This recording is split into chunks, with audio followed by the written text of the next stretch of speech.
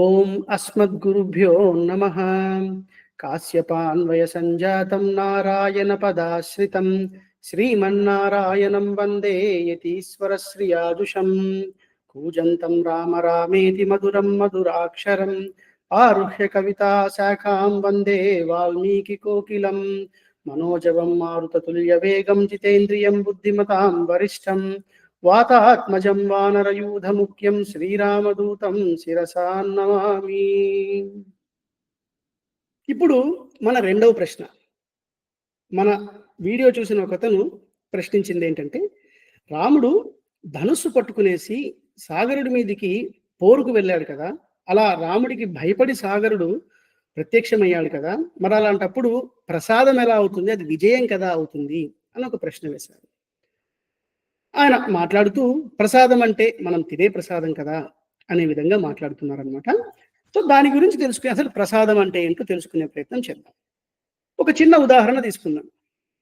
ఎవరైనా మనకి ఒక చిన్న పండు, ఒక గ్రంథము, ఒక పెన్ను మహానుభావులు మనకి ఇచ్చారని అంటే మనం చేతిలో పట్టుకునేసి అబ్బా మహాప్రసాదం అండి అని అంటాం.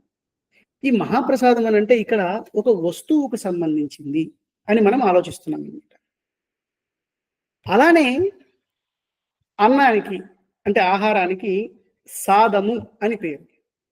అది దేవుడికి నివేదన చేసిన తర్వాత ప్రసాదం అని ఎందుకయింది? సాదానికి ప్రసాదానికి తేడా ఏంటి అని అంటే, భగవంతుడికి అర్పించిన తర్వాత దాంట్లో భగవంతుడి అనుగ్రహం చేరింది. ఎప్పుడైతే భగవంతుడి అనుగ్రహం చేరిందో అది మంచి సాదం అంటే ప్రసాదంగా అయిందనమాట. ఇప్పుడు పైన చెప్పిన పుస్తకం కానివ్వండి, లేకపోతే పెన్ను కానివ్వండి, ఆహారం కానివ్వండి, బుక్ కానివ్వండి, ఏదైనా మహాప్రసాదము అని మనం ఎందుకంటున్నామంటే, ఎదుట మనకి ఇచ్చిన వ్యక్తి యొక్క, అది గురువు అవ్వచ్చు, మహానుభావుడు అవ్వచ్చు, భగవంతుడు అవ్వచ్చు, వారి యొక్క అనుగ్రహం మనకు లభించింది కాబట్టి అది ప్రసాదము అని మనకి అంటున్నామని అనమాట. సో ఇక్కడ ప్రసాదానికి ముఖ్యమైన విషయం ఏంటంటే అనుగ్రహము, రైట్? సో ప్రసాదం అంటే అనుగ్రహం. కానీ ఈ సందర్భంలో కూడా ప్రసాదం అంటే ఏంటో కూడా తెలుసుకునే ప్రయత్నం చేద్దాం. ప్రసాదస్తు ప్రసన్నత అంటే ప్రసాదము, ప్రసన్నత ఈ రెండు శబ్దములు నైర్మల్యమునకు అంటే నిర్మలత్వానికి, ప్రసన్నమగుటకి ఈ రెండు వర్తిస్తాయి అని మనకి నిఘంటువు అనమాట. సో ఏంటండి అలా ఎలా చెప్పేస్తారు అని అందామా? రామాయణాన్ని చూద్దాం. మనం వేరే చోటికి వెళ్ళాల్సిన అవసరం లేదు, రామాయణాన్ని ఒకసారి చూద్దాం. వాల్మీకి మహర్షి 2వ సర్గలో బాలకాండలో తను రామాయణాన్ని ఆరంభించడానికన్నా ముందు, నారదుడి ఉపదేశం తర్వాత, అలా బయటికి భరద్వాజుల వారితో, ఆయన శిష్యుడైన భరద్వాజుడితో వెళ్ళినప్పుడు ఒక మాట అంటాడనమాట. అకర్దమమిదం తీర్థం భరద్వాజ నిసామయ రమణీయం ప్రసన్నాంబు సన్మనుష్యమనోయథ.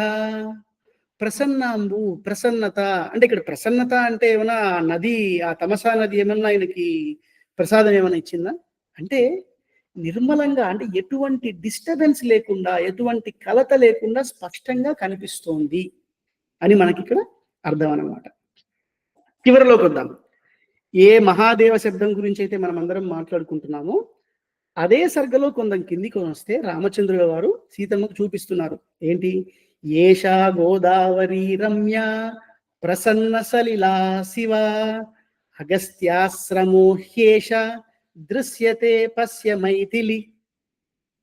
ప్రసన్న సలిలా, ప్రసన్నం అంటే ఇక్కడ మాట ఏంటి? నిర్మలమైన జలములు గల గోదావరిని చూడు.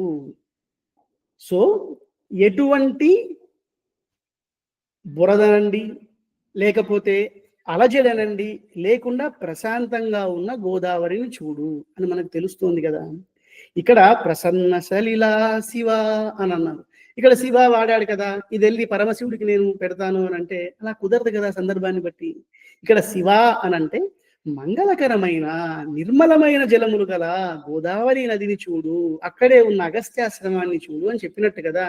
మరి శివ అన్న శబ్దం ఇక్కడ శివుడికే కదండి. శివ అన్నది వేదంలో కూడా, అక్కడ కూడా, ఇక్కడ కూడా అందరికీ శివుడికే ఉపయోగించారు కాబట్టి నేను ఇక్కడ పరమశివుడికే ఉపయోగిస్తానని అంటే అది అవగాహన లోపంగా పరిగణించబడుతుంది అనమాట.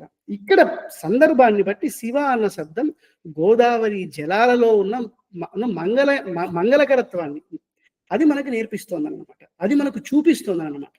సో, ప్రసాదం అనంటే అనుగ్రహం, ఎదుటి వ్యక్తి ప్రసన్నత. కనిపించని స్థితి నుంచి కనిపించే స్థితికి వచ్చాడు సముద్రుడు మనకిక్కడ. అది ప్రసన్నతనంటే.